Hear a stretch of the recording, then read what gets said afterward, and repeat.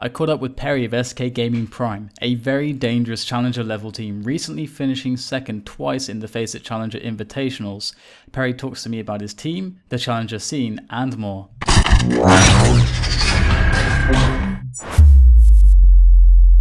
Hey there, how's it going, Jacco?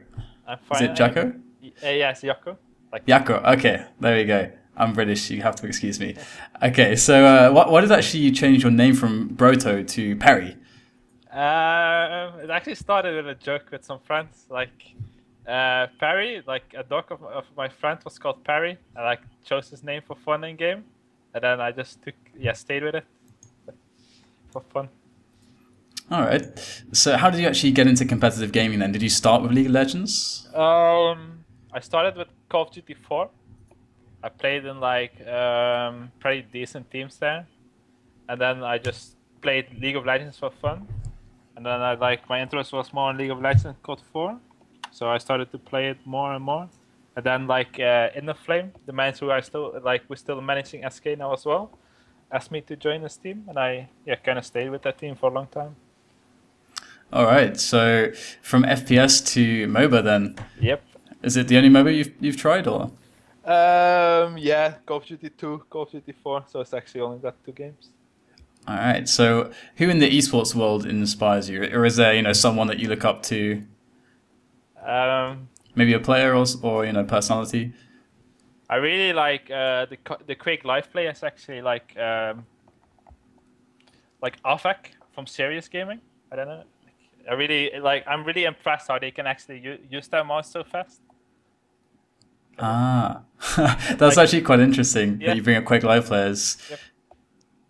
Very cool. We're missing a lot of actually the Quake Live players. This is like a whole nother topic. I'd love to talk about that at some point. But how did you end up as a jungler? Let's bring this back to League, because as you may know, I'm from Quake Live, so you're kind of really tempting me to jump into that. But okay. How did you end up as the jungler for your team, and why did you decide to have that role when you were playing professionally? It actually started with I thought jungle had the most impact in the games. It's I was not really the guy who likes to dual lane, so bot lane already fell off for me. And when I started playing League, the top and meta was not really my kind. When I started playing League, you had more the Maokai and Amumi. I just really liked to be the tanky guy and always engage the fights. All right. So how do you actually approach practice then as a jungler? Do you have any strict regimes you follow, or? Well, it's actually most likely help the lane who needs the most help, or just it depends on the game. It's not really some ritual I got every game. So what's the champion pool like for you, and which ones do you feel like you're playing the best with right now? Currently, you play more the aggressive early game jungles, and I think my best jungles at the moment are Lee Sin, Evelynn, and Cossacks, because I think they got the most impacts in the game. All right. So how do you feel the metagame is shaping up right now? What team compositions are best overall? Well, at the moment, top lane is the boring meta, where you only play the tanky top lane champs and just hope the other 4 members of your team do something good. And jungle, you play aggressive junglers. I think mid so far is the most interesting meta, because you can actually play from AD to AP, and you can go tanky, supportive roles like Lulu, or you can go really aggressive with champions like Zed or Cossacks. Right. Do you actually sit down with your team a lot and just watch games and try to kind of analyze things as a team, or how do you guys approach figuring out what is the best way to play? Our team captain Marcella actually came up with an idea to watch the OGN games and compare it to our games, see how big the difference is, what they do and what we should have do. I think that's really helping our game as well lately. Have you noticed anything? Is there anything you want to share? Anything you noticed from the OGN games that you guys implemented to your own game? The early warding of our team was actually we preferred items over the wards, and when Korea actually the junglers always started after 1 back, they always get a pink and 2 the greens, and when we always did maybe buy the spirit stone and the longsword. All right. So For the people who are not familiar with your team, SK Gaming Prime, can you give us a rundown of every player that's playing right now in your team and their role? It starts with top lane, Marcella, our team captain. He's from Czech, I think he's our most famous player. You got me in the jungle, Perry. Axel in mid lane. Niels HD or Svanilian as AD. And you got Six as support.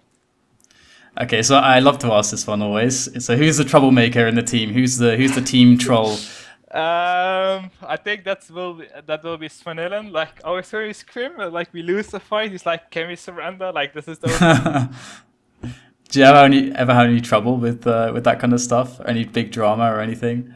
Not really. Like it's only in scrims when we really have to play serious. Like he will not really say that kind of things, and he will always have 100% focus.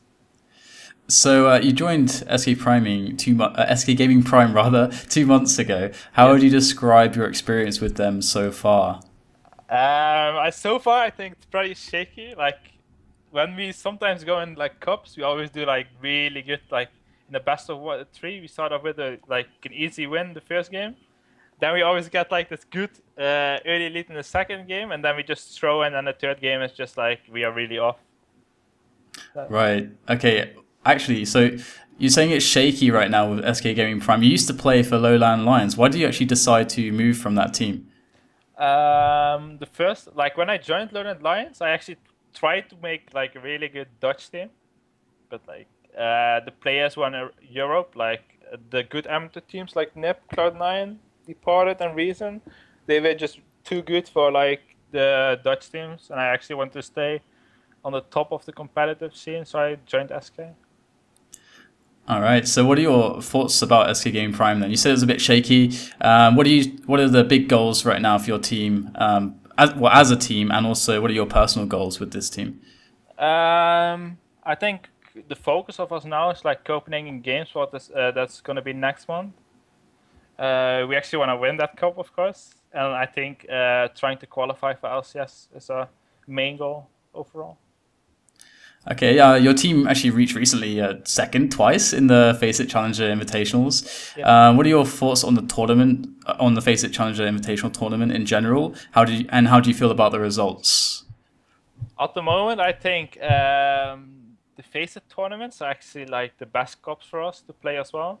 Like because I think like you always get like the top 8 teams of the Challenger scene, plus the fact it's over 2 days with a good prize pool, of course.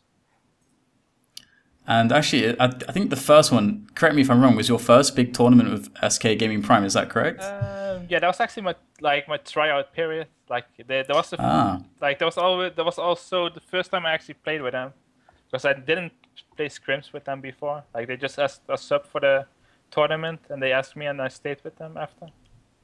Nice. So speaking of that, is there a rivalry developing between you guys and NIP, seeing as they have stolen more than just the FACEIT Invitational title, but they beat you as well in the Spring Challenger series? For what I know from the other teams, like they don't want to play NIP because like they always kind of beat us. But for me personally, I don't got that big of a rivalry with NIP since I only played them in the FACEIT tournament.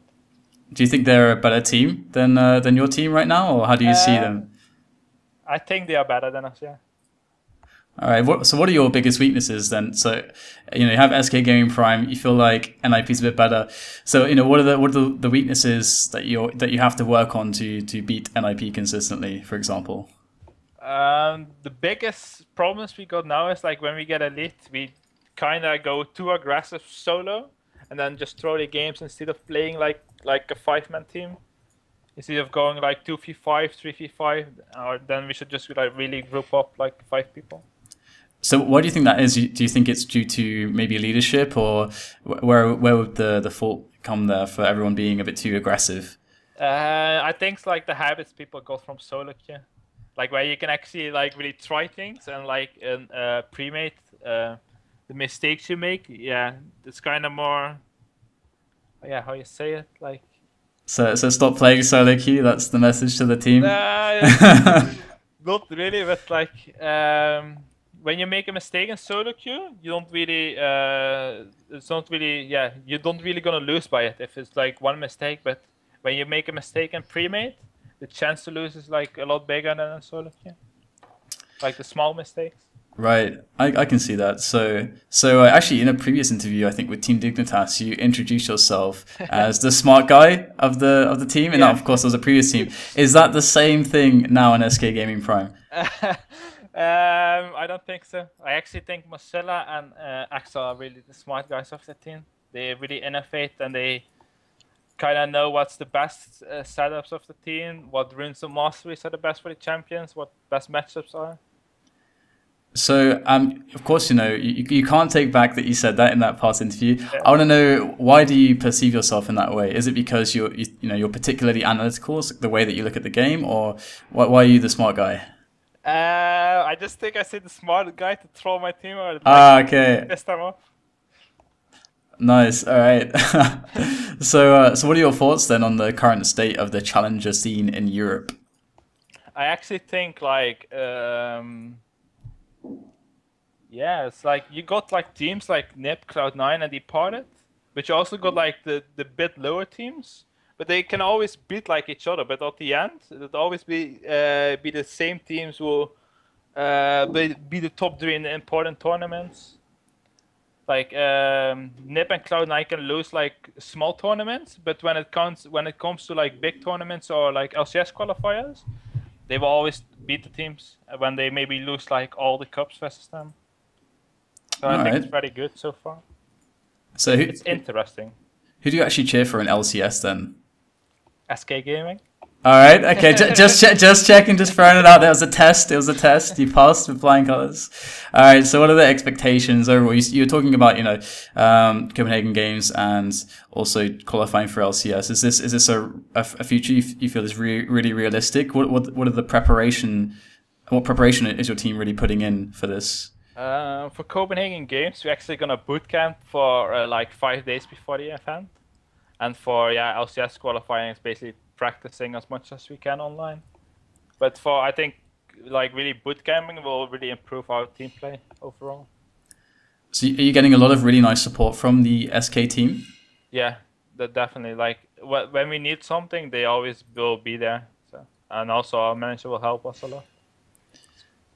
All right. So what sacrifices did you make in order to play League? Because obviously you're at a really highly competitive level. Sacrifices, they go hand in hand with that. So do you regret any of the decisions to commit so much to esports? Like sometimes when it goes bad, you think like, why did I choose it? But at the end, I think it's always worth it. Like, because if you're passionate about something and you want to do it, you should just do it, even if you're gonna lose something on it. Yeah, I think that's a good motto to live by. Would you ever suggest them pursuing a gaming career, or would you just stick to what you said? I'm not sure if I really want, like, if I get the chance to play like in LCS, I of course will take it. But I first want to finish my school, since it's only like 4 or 5 months, then I'm done, and then I want to like see what's the future for me. So what are you studying then at school, as you bring it up? I think it's called IT, but I'm not sure how the translation to English is. So do you have any other plans education-wise after you finish what you're currently doing? Not exactly. I'm actually thinking about the options I got so far, like studying further, focusing a bit more on League of Legends, like Mozilla, our team captain, is currently doing, and that kind of things. So if you didn't have League in your life, what would you be doing? Having a girlfriend or drinking more? What would be the plan? I think if I didn't have League, I will play more sports like football or like fitness. Right. Yeah. You have to curb the competitive urges. Yeah. There's no replacing that, I guess. So I've run out of questions. Do you have any final thoughts? Anything you want to say at the end? Yeah, of course. I want to thank you for the interview. I want to do a shout out to the sponsors of SK Gaming. Medion, Intel, ASRock, Kingston, Just HyperX, Game, Big Ben, and InWin. All right, well, thanks so much for answering my questions. I wish you the best of luck with your future. Thank you.